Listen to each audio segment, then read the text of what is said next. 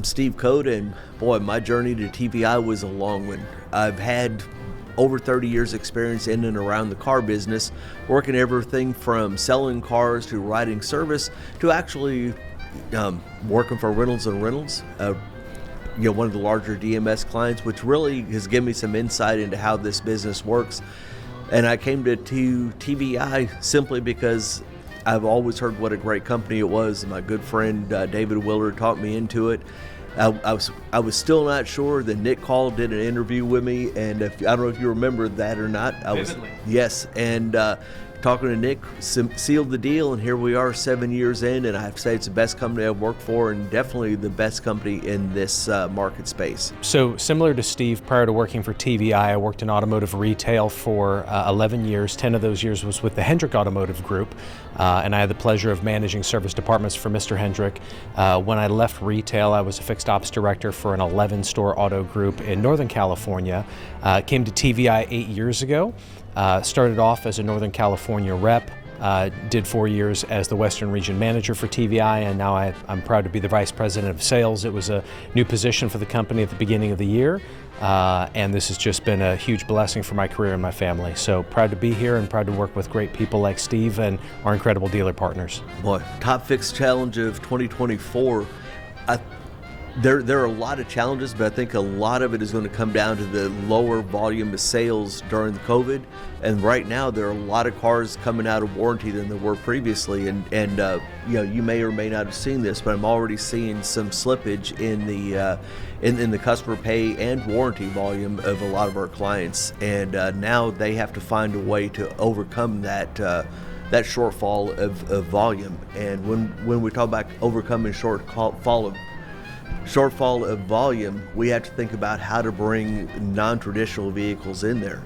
One of the things you mentioned, Hendrick Automotive, they're my largest client, is they are very actively going after older vehicles. Mm-hmm. When we first started talking about this and suggested it, the fixed operations director of Toyota of Apex pulled a report from their dealer eye, and he saw that in the previous several years that customer pay business from vehicles more than 10 years old was only about 22% of his volume, that it was over 40% of his revenue. So now they've dove into that wholeheartedly, and what we found is it was a way to fill up their service base with very high paying, high value clients. And so that's the first thing we've done. And what are you working on, or what have you seen that works well? So I agree with you, Steve. A huge challenge for this year is almost every OEM or every service manager that's managing a new car franchise service department is trying to figure out a way to grow their repair order count.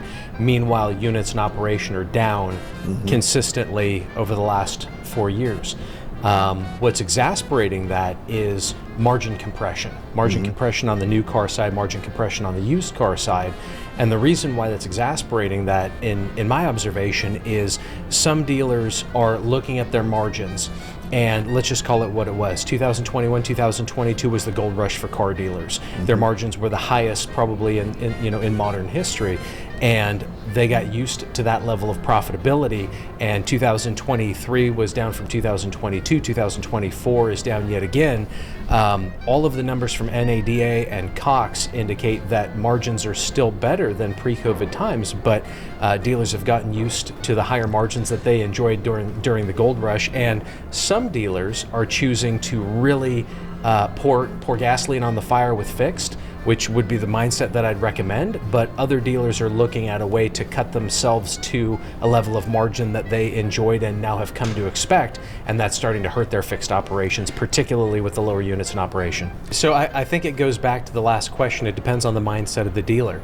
It's going to be a self-fulfilling prophecy. Dealers who are taking the mindset where I'm going to chase the margins that I became accustomed to by cutting my way to that profit, I think we've all seen that movie before, and we know how that impacts turnover in the service department and how that impacts client loyalty in the service department and what that long-term projection is. It's a pretty bleak one. But the dealers who are going to have what I would recommend as their mindset, which is, well, if our margins aren't there, then we need to make it up in volume, both on the new car side and on the used car side and on the service repair order count side. That is the best, most sustainable long-term advice that we could give a dealer. I remember sitting with a gentleman who was a very, very high-ranking consultant for a gentleman who owns a 100-store auto group, and I asked him, what advice would you give a car dealer? And he said, my best and most consistent advice is do more volume. So I think that forecasts for 2025 are going to depend on whether a dealer's mindset is volume-based or margin-based. Yes. And one thing that we talked about earlier that I've had several of my clients doing is the time guarantee on oil changes. You mentioned minor service, but they're specifically going after oil changes, but they're not just shooting it out there. They're going to their most important clients. This is a Toyota dealership, so they're looking at their TLE clients who are within a month of having an issue, and then he has us go ahead and send them a mailer or an email, depending upon the client, and then he will send them a 30-minute oil change or it's free guarantee. Okay. And he has not missed one yet because for them to get it free. 30 minutes? Yes, but That's strong. It does come in there and claim or disclaim that they must have an appointment. Okay. And they must disclose it when they get there. And if there's other issues on the vehicle the client authorizes repair, obviously that's taken out of that. Sure. What I saw was that if the fact that we were there on day one, nobody knew who we were. Nobody came to see us. But when we started engaging with clients, engaging with other vendors, I was surprised at how interested other vendors were with what we were doing, because we are pretty unique. By the time that it ended, we were really, really busy all day, every day. Somebody was in our booth. And so my takeaway for NADA 2024 is that we just need to communicate. As long as people know who we are and what we're doing, we're going to have fun. If we're having fun, it usually means we're helping somebody else make money in their dealership. So a couple takeaways come to mind from NADA 2024. The first one is that TVI hasn't been to NADA in decades, and not in my tenure with the company, so I really didn't know what to expect or how to calculate our return on investment. Obviously, we're business, so we need to make decisions about whether or not they're return on investments and our own internal marketing strategies. And what's real is that in the past, TVI MarketPro3 hasn't really been a household name. And the biggest reason for that is because we provide our dealers with an exclusivity policy, which states that as long as we're doing business with you, we're not going to do business with one of your competitors. So by definition of that policy, we would never have every dealership's business in the United States of America. So that limits our reach, which we're totally fine with. We feel it's the right thing to do to service our customers, but it makes it hard to be a recognizable name. Well, we go to NADA 24 and we come out of that not necessarily being a household name, but we have a lot more name recognition and street credibility having gone to NADA 2024. It's hard to assign a return on investment on that, but I perceive huge value to that. The other thing that was just a great value is, we had some downtime at the booth, which is fine, and instead of using that time to take breaks, walk around. It was in Vegas, so we could have gambled or gone to a show or something. We used that time for team building, and we used that time for cross training. And that was incredibly valuable. And every conference that we've done after that, we looked for opportunities to leverage the downtime for team building and cross training. And that in and of itself has made most of the conferences that we've done this year worth the investment. That's a good point. The team building, this time I spent with Ian gave me enough confidence in what we were doing. Sitting down and spending that time with him and seeing his passion for the TVI digital program, and more importantly, what it could do to benefit my clients, caused me to go out and basically try to find fits where it would be a good place for TVI Digital, and everyone who signed it so far has been very happy with it. Great ROI, and in some cases they've leveraged it not only for the digital marketing itself, but also we look at the keyword performance every month, and we look at it for the previous quarter, the previous 6 months, and then they use that in working on their offers, working on offers for other vendors for their website. If I have to try and narrow it down to one thing that I'm really looking forward to, it is the team building, because when you sit there and you work with other people, you learn what they're doing for their clients that works, you learn what they're doing for the clients that doesn't work, and you learn what your teammates have to offer, both you as a teammate and your clients. Because in our company, And that's one of the reasons I love TVI. Everything comes down to the client. So one of the things I'm looking forward to most for NADA 25, other than the team building, which is very high on the list, we have quite a few very high-profile clients that we try to meet with on a monthly basis, and their time's valuable just like anybody else. So sometimes that's a challenge because they're pulled in so many different directions. Well, almost all of them make time for NADA. So NADA is a perfect opportunity to get face time with those clients that we otherwise have challenges doing so, and break bread, deepen the partnership, and I'm really looking forward to that. The other thing that I'm hopeful for is, I'd like to think I'm a competitive person. I'm not afraid to fail. It's in our failures that we learn the most about ourselves.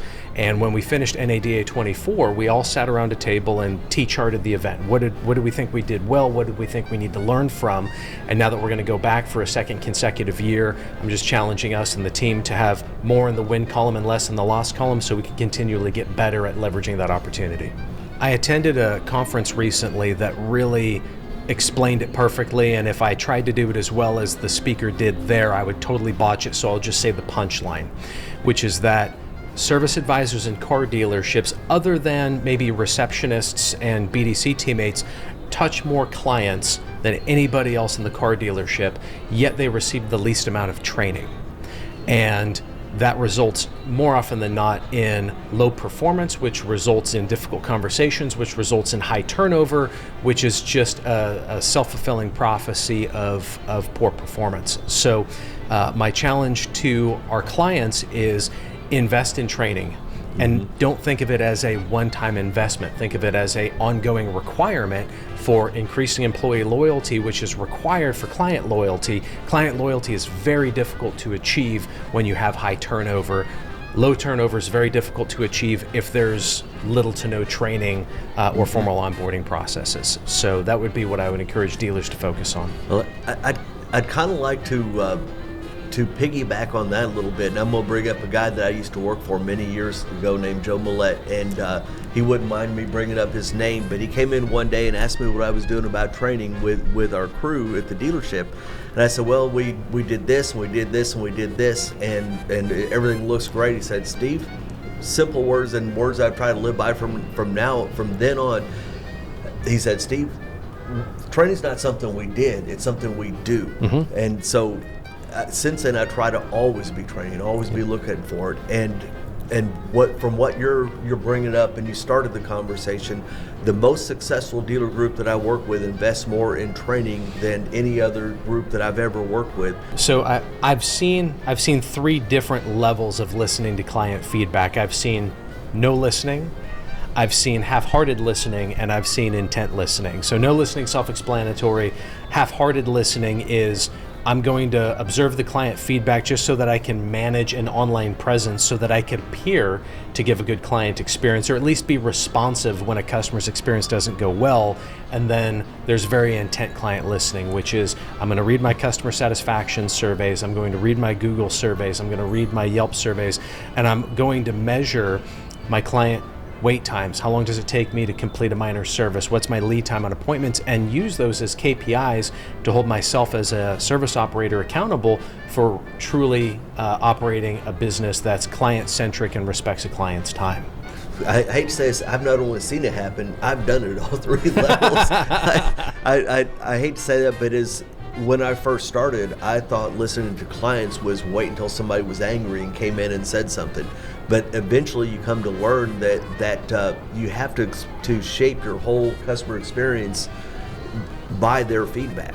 If you know what your customers are saying about you, if you know how you're performing for your customers, if you know what they want, you can make their experience so much better.